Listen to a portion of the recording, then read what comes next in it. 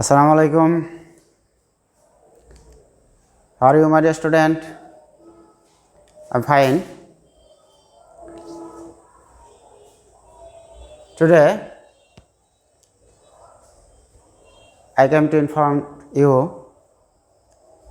completing sentence part 5. Today, I discuss two very important topics: who, which, and when. Okay, it is very easy and very important word, and in the completing sentence it is very important item. Okay, now look at the whiteboard and listen to me attentively, and always follow my teaching and follow my speaking and writing. Okay, so if you may take your khata and pen. Okay, now we start our main point, completing sentence part 5. Who and which. হু ব্যবহৃত হয় ব্যক্তির ক্ষেত্রে, who's ব্যবহৃত হয় বস্তু বা অন্যান্য প্রাণীর ক্ষেত্রে, বিষয়ের ক্ষেত্রে, স্থানের ক্ষেত্রে, অর্থাৎ মানুষ ব্যতীত অন্য সকল ক্ষেত্রে হুইজ ব্যবহৃত হয়। ওকে, অর্থ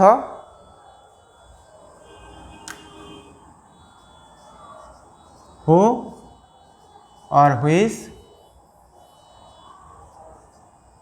কে যে অথবা যাহা অর্থে ব্যবহৃত হয়। এখানে একটি গুরুত্বপূর্ণ বিষয় তোমাদের মনে রাখতে হবে, সে বিষয়টি হলো হু এবং হুইচ। কমপ্লেক্স সেন্টেন্সে এই চিহ্ন দুটো বাক্যের মাঝখানে বসে এবং তাদের অর্থটা তখন যে অথবা যাহা। ওকে, এই শব্দ দুটো দ্বারা এই কমপ্লিটিং সেন্টেন্সের যে কোশ্চেনগুলো থাকবে, 5 কোশ্চেনের মধ্যে একটি, one of the 5 incomplete sentence থাকবে, সেখানে একটি এই দুটো ওয়ার্ড দ্বারা থাকতে পারে। সেক্ষেত্রে তোমাকে একটা রোল মনে রাখতে হবে, হু এবং হুইচের পরে যে ইনকমপ্লিট অংশটুকু থাকবে সেটুকু তুমি কিভাবে কমপ্লিট করবে। কমপ্লিট করার জন্য প্রথমে তোমাকে যে জিনিসটি চিন্তা করতে হবে, এদের টেন্স দুটি ক্লজের একই হবে। প্রথমে এটা তোমার মাথায় থাকতে হবে। নাম্বার 2, হু এবং হুইচের পরে তোমাকে বাক্যটি শুরু করতে হবে ভার্ব দ্বারা। সেটা তোমার অক্সিলারি ভার্ব অথবা প্রিন্সিপাল ভার্ব, যা দিয়েই তুমি শুরু করো। বাক্যের অর্থ অনুযায়ী তোমাকে সুন্দর অর্থবোধক একটি সেন্টেন্স তৈরি করার জন্য অক্সিলারি ভার্ব বা টু বি ভার্বও ব্যবহার করতে পারো অথবা মূল ভার্বও ব্যবহার করতে পারো, প্রিন্সিপাল ভার্বও ব্যবহার করতে পারো, যাতে অর্থবোধক সেন্টেন্স হয়। ওকে, শুধু টেন্স ঠিক হলো কিন্তু অর্থ ঠিক না, হবে না। অর্থ ঠিক আছে, মিনিং ঠিক আছে, কিন্তু টেন্স ঠিক নাই, বাক্য ইনকারেক্ট। ওকে, সো তোমাকে যে কাজটি করতে হবে, হু এবং হুইচের পরের ভার্বটি কিভাবে লিখবে। পরের ভার্বটি হবে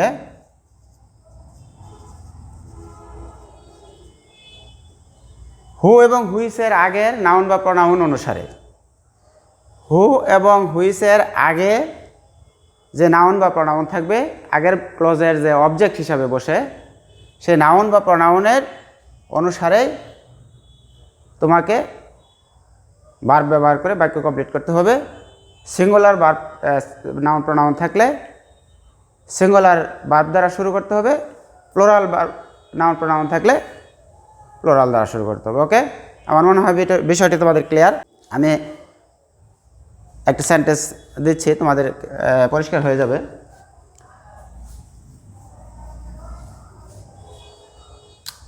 I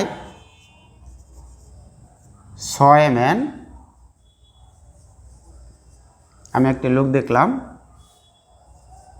হো পর্যন্ত দেওয়া আছে, বাকিটুকু ডট ডট। এখন একটু খেয়াল করতে হবে এই অংশটুকু কোন সেন্টেন্স, কোন টেন্স। সো সি এর পাস্ট ফর্ম, সুতরাং পাস্ট ইনডিফিনিট, অর্থাৎ পাস্ট টেন্স যেহেতু পরের অংশটাও পাস্ট টেন্স হবে। So I so a man who, এখানে ভার্ব দিতে হবে, তাহলে আমি পাস্ট টেন্সে চলে যাই। টু বি ভার্ব দ্বারা যদি করি, হু ওয়াজ ক্যাচিং ফিশ, যে কি করতেছিল, মাছ ধরতেছিল। ওকে, আরেকটি সেন্টেন্স ব্যবহার করতে পারো, দিস ইজ বাংলাদেশ,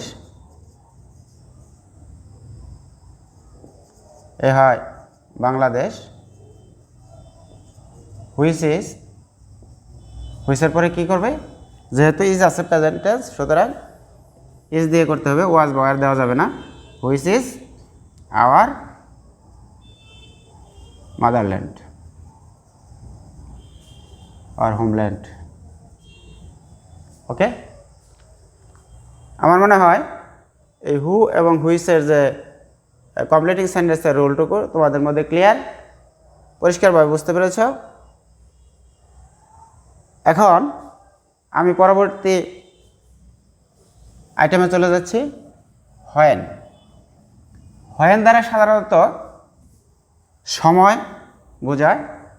হোয়েন যখন ওই একই অবস্থা কমপ্লেক্স সেন্টেন্সে বসে, তখন এর অর্থটা কী দাঁড়ায়, এই হোয়েন দ্বারা আবার ইন্টারগেটিভ সেন্টেন্সও তৈরি হয়। আমি সেখানে এই কমপ্লিট সেন্টেন্সে সেখানে যাওয়া যাবে না, আমি এখানে শুধু কমপ্লেক্স সেন্টেন্সের দিকে চলে আসছি। হোয়েন, হোয়েন অর্থ যখন, হোয়েন অর্থ কি, যখন। হোয়েন কখন ব্যবহৃত হয়, সময়ের ক্ষেত্রে, তাই না? এখন এই হোয়েনের যে ইনকমপ্লিট সেন্টেন্সটি কমপ্লিট করবে, সেই ক্ষেত্রে তোমাকে কয়েকটি রুল অনুসরণ করতে হবে। সেই রুলগুলো আমি লিখে দিচ্ছি, তোমরা একটু খেয়াল করো কীভাবে। আমি আবারও লিখছি একটু উপরে, হোয়েন যখন, রুলটা কি দেখো, when plus present indefinite plus একটি কমা হবে, প্লাস প্রেজেন্ট ইনডিফিনিট অথবা ফিউচার ইনডিফিনিট। তুমি যে কোনো সেন্টেন্সে টেন্সই করতে পারো, কারণ প্রেজেন্ট ইনডিফিনিট এবং ফিউচার ইনডিফিনিটের একটা সম্পর্ক আছে, আমি আগে বলেছি।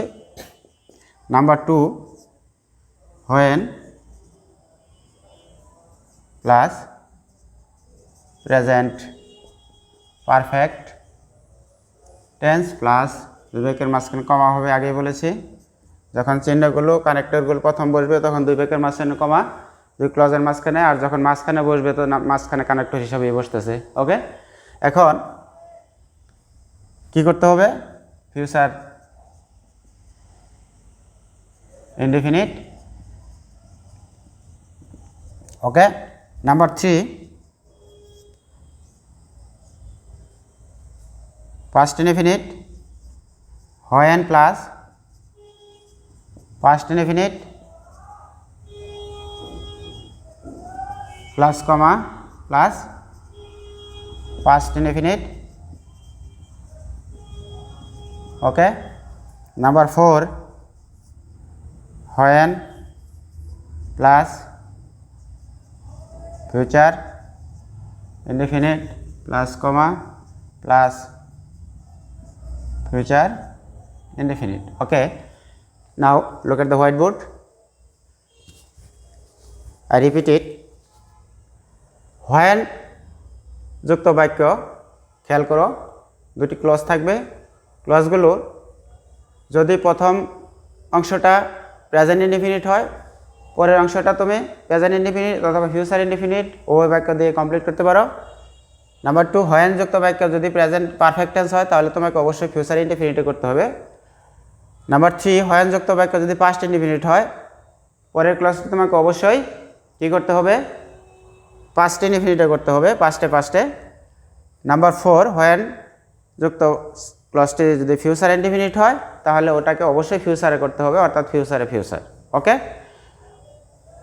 I think easily you understand it. Okay,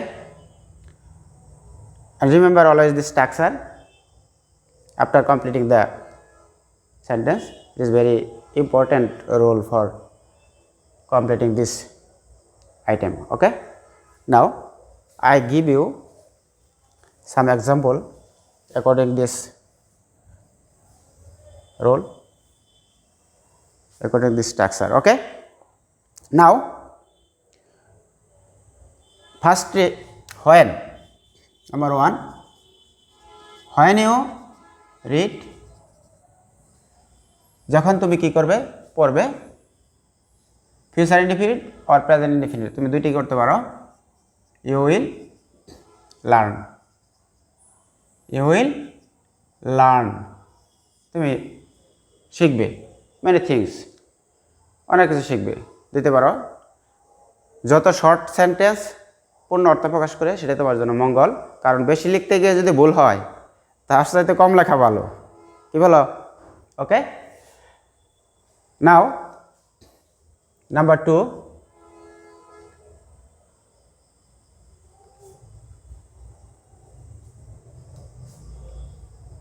you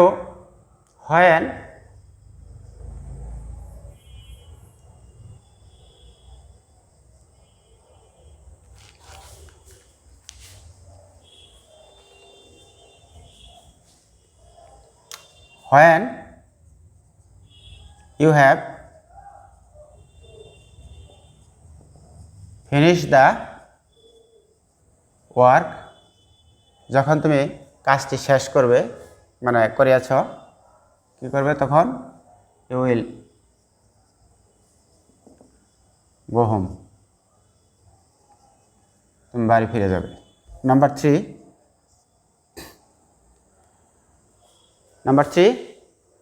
when যুক্ত বাক্য পাস্ট টেন্স হলে পাস্ট টেন্স। ওকে, তাহলে কি দেওয়া যায়? when he saw the police, যখন সে পুলিশ দেখলো কি করলো? he ran away, সে দৌড়ে অন্যত্র পালালো। ওকে, নাম্বার 4 আমরা কি এক্সাম্পল দিতে পারি?